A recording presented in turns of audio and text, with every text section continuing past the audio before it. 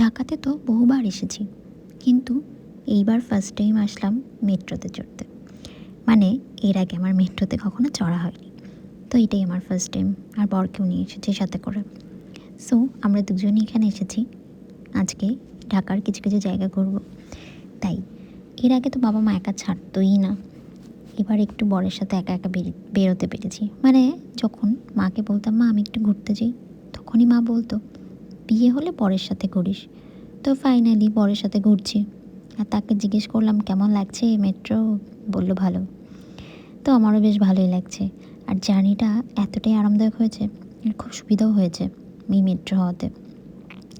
আগে যেখানে জ্যামের পর জ্যাম বসে থাকতাম, সেখানে এখন নিশ্চিন্তে চলে যাওয়া যায় খুব আরাম করে। এখানে অনেকেই দেখি জার্নি করছে, আর এখানে একটা খুব দুঃখজনক ঘটনাও ঘটে গেছে, যেটা তোমরা নিশ্চয়ই অনেকেই জানো।